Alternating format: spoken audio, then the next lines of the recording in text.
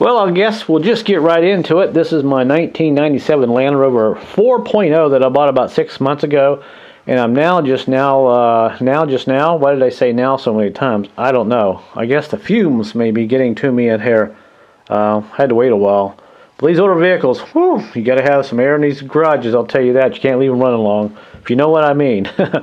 Anyway, back to the Land Rover. 4.0 V8. It runs good. It's just got a couple of head gaskets on it that are bad. This one here was squirting water out of the bottom of the head over here and on this side about 6 months ago when I bought it. Now, I don't know much about it. I just know they were driving it and they parked it for about a year, and I ended up buying it, and they said the motor was fine. And I'm not sure why the gaskets are bad. I know a lot of these Land Rovers have head gasket issues. Now, there's also one other thing here that scares me. There's something called the slipped sleeve syndrome. Say that 3 times real fast. The sleeves in these aluminum blocks like to come loose, and they'll make a tapping sound, ticking sound. And they also have a problem with the aluminum block. They get a pinhole in number 3 or number 4, and water comes up around the sleeve and gets up into the piston, and it will steam clean it. And I'm going to pull these heads off and look at this engine. Check number 3 and 4 and see if I have that issue. I hope not. If it works out okay and the engine looks pretty good when I pull these heads off, all the pistons are pretty carboned up and pretty normal, then I don't see any red flags, and I'll probably go ahead and put some head gaskets on it and put it back together. But what I'm going to do is tear it apart. I'm not going to show you step by step how I do it, but I'm going to come back and show you what I've taken apart. If I have any major issues. It doesn't look like it's too bad of a job. I'm just going to take the radiator off, the alternator, some brackets, power steering pump, this plenum, and then the intake. And the head is pretty accessible here, and you can see the reason why. Also, I'm taking this off. Yeah, head gasket. Now, I have a video on all about this, what to look for a head gasket that has been blown. So I'm not sure what I'm going to get into here. This is kind of nerve-wracking because I bought this to fix it up. It's got a great body. It looks nice. It's just the engine. It's got this issue with the head gaskets, and the transmission will shift. It goes through all 4 gears, no problem, because I've driven it around my neighborhood, and it looks pretty good. I did take the bumper off, and it's out front, so I can get in here and get a little closer to the engine and just get in here and work on it. So we'll start ripping it apart, and I thought this would be a nice little video for anybody that wants to tackle one of these Land Rovers. I've only done 2 of them. I don't typically like to do Land Rovers because the parts are pretty expensive, and you really got to pay attention to what you're doing, because a lot of these tolerances on these parts and the engines are very critical. They have to be just right. So we're going to start tearing things apart, and we'll come back here in a little bit, show you what I've done so far, and give you an update on how it's going. Alright, about an hour into the project here, and I've got the alternator off. Had a little trouble. That nut right there, I don't know what it is about alternators. I guess that wire gets pretty hot, and that nut will just freeze on there. I couldn't get it off, so I just put it off to the side with the wire. I got the radiator top off here, and I didn't take the rest of it out because I can't get it past the fan, because you gotta have a special wrench. But I really don't have to take this fan off to get in here. I thought I'd maybe take it off to have a little more room, but that looks like it's not going to be a problem. So I've got all the hoses here unhooked, and I've got let's see, air conditioning lines unhooked. There was no Freon in this system, so that was pretty easy to do. I just kind of unhooked them and put them off to the side, and I got this bracket here off. Got the AC off. Came off pretty easy. So far, it hasn't been really that bad to work on. And here are the bolts and the bracket, and there's the AC pump kind of sitting there. And there is the tensioner. So now I'm starting to get a lot of room in here, so it's looking pretty good. Now I've got to go ahead and take off the intake here, well, this plenum. Unhook some more wires here and just slowly go in here, and I'll probably have to take this power steering pump, get it off. So once I get that off, a lot of room in here, so it may not be too bad. It's probably going to take me about a day to do this. I'm not going to do it all tonight, but I will take my time at it and slowly get these heads off. So we'll just continue here. Alright, another day, continuing here to work on this, and I got the power steering pump off. Now, I stopped here and I wanted to explain if you ever have to take one of these power steering pumps off this Land Rover, especially the 4.6, I'm sorry, the 4.0. Boy, I tell you what, it was kind of tedious. I couldn't figure out what was going on. You got a lot of bolts you got to take out, and it kind of sits right there on the front of this block. And I got all these brackets off and everything, and I still couldn't figure out why the pump itself wouldn't come out. And the pump is sitting right here. And right here there are two hidden bolts that sit right there. And when this thing is sitting on like this, you have to look down in there and see those bolts. They are kind of hidden, and I couldn't figure out what was holding that pump in there. And those bolts are right there on that pump, so you have to take your socket and get in there, and I believe those are 13s. Yeah, I think they're, no, actually they're 10 millimeter bolts. And once you get those out, then the pump, you can just kind of pull it out, put it off the side, and then take this bracket the rest of the way out. It's the front pulley that sits on that power steering pump. Just take those little bolts out there. These are 10 millimeter too. And basically 10 and 13 seems to be the common bolts on this Land Rover so far. So once I got that off, you got in there and got that off, I was good to go. And now I'm just going to set all this stuff off the side. And basically all I have to do now is pull the head up, go ahead and pull the rest of this intake off. I did get this plenum off. It was pretty straightforward. The bolts, I had to use one of these guys here. Set one of these. I'm not sure what size that was now, but I do believe it was, let's see here. It was this 1/4 inch Allen socket. That's what it was. To get these bolts off, and those bolts are sitting over here, and there's 6 of them. And once you get those off, this will come right off. I just kind of got that put off to the side right now. I had unhooked a couple wires. I did not really have to unhook the throttle cable, although I did take the clips out and put them in a little bag. I just kind of pushed that out of the way.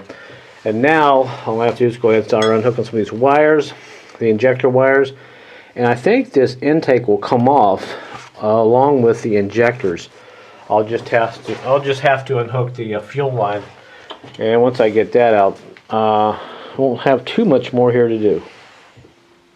I got part of the intake off. This piece here sits on top of that aluminum intake there. I'm not sure what they call this piece, but that's off. Then you can take this coil off and pull your wires off, and you can't take this coil off until you take off 1, 2, 3, and 4 bolts that are bolted back here on the back of that intake. So you have to actually get up in there with a 10 millimeter and go straight down with them and take these out. So I'm getting there.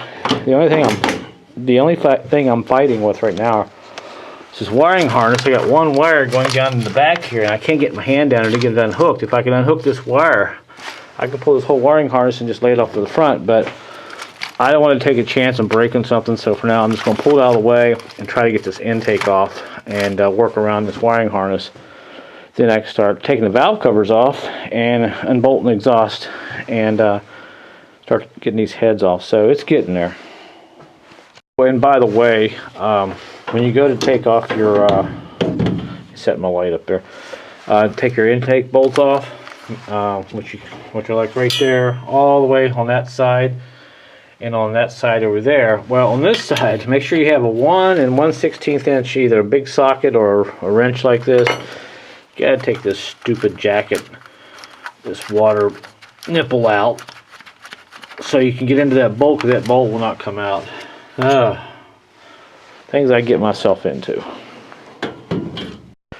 Well, I got the valve covers off, and yeah, looks like the PVC valve in this thing has not been working for a long time. Really just gummed up and everything, so it looks like I'll be cleaning these heads. You can't take this intake off unless you get those valve covers off. Let me give you a look at them real quick. Here's what they look like, and yeah, this is what happens when you don't change your oil a lot and make sure your PVC valve is open.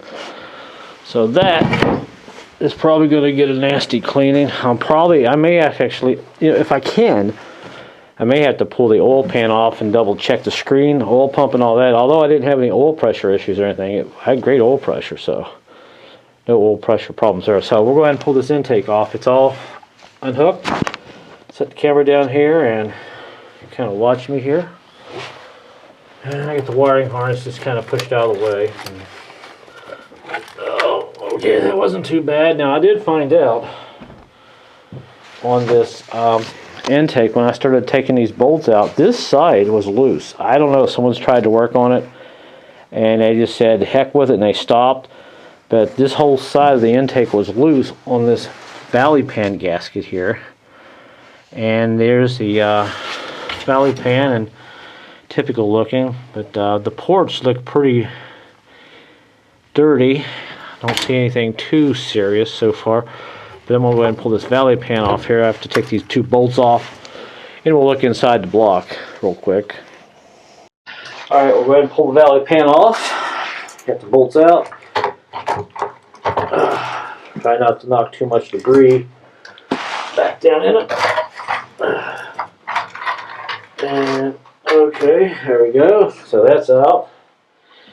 Grab the camera, and pretty dirty. And let's look inside this block here, and well, this doesn't look too bad. It's actually a lot cleaner than I thought it would be compared to the valve pan covers. It's amazing. So this is on the PVC, the vent side, the PVC valve side, which is plugged up, and there's the cam, and cam looks pretty good. I don't see any places broken, or well, the motor ran. So at this point now, all I got to do is going to take these rocker panel, the rocker and the push rods, the valves here, the push rods, take those off and start working on these heads. So that's a little encouraging. That's a little bit more encouraging to see the block a little cleaner like that. That's what you want to see. So, but anyway, this is how you tear it down to this point if you want to get the intake off. And now we're pulling the head off, just about ready to pull the head off. Got the rockers off, and these are 14 millimeter bolts here that are pretty easy to break loose. I took all my push rods out and I put them in order in the back seat on a cloth so I know exactly how they go in. And now I'm taking out these exhaust bolts, and these are 13 millimeter 12 point sockets that you got to use. Let me just verify that. Yeah, no, actually it's a 12 millimeter 12 point socket that you got to have to get those bolts off. Oh boy, those British. So we'll go ahead and pull them off. At least that's pretty easy to get off compared to some of the Fords, the 4.6s and the 4.0. Those Fords bolts, they always break right off. So we're almost done here. We'll just keep working away. I'd like to get this side off tonight and just kind of look at it anyway. Okay, so I got all my manifold bolts out. They were pretty easy to get off. Got all the head bolts off. Here they are, and there's 1, 2, 3, 4, 5, 6, 7, 8 of those. There was only 3 in the top here, which is kind of odd. Most heads I work on, they'll have 4 on the top and 4 on the bottom, while this one had 5 on the bottom and it had 3 on the top. So I don't know. So I'm going to go ahead and set the camera up here, and you can kind of watch me pop this off of here real quick. This is what I've been working for. This is what I've been waiting to do, to see what's going on with this head. So now we'll go ahead and see if I should be able to just pull up on it, and it should come off here. And yes, before we get ready to pull this head off, I did lie. There was 2 more bolts heading on me. There was one right there and one back there, and it was buried in all that black gooey stuff that you see there. So now we are ready to pop this head off. I'll set the camera up here and watch me pull it off there. So here goes nothing. That was pretty easy. Alright. Alright, and here she comes. Oh! Alright, we'll grab the camera here and see what we have.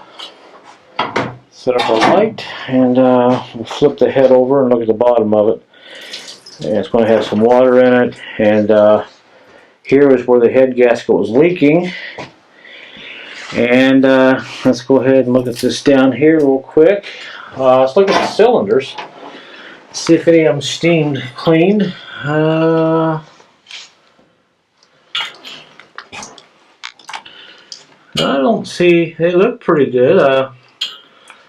I think we might be okay. And all the valves look the same. They're all black. If I had a leaky cylinder, sometimes I get pinholes in behind the sleeves that will steam clean the engine with that little bit extra antifreeze and moisture getting in there. So that seems to be okay there. And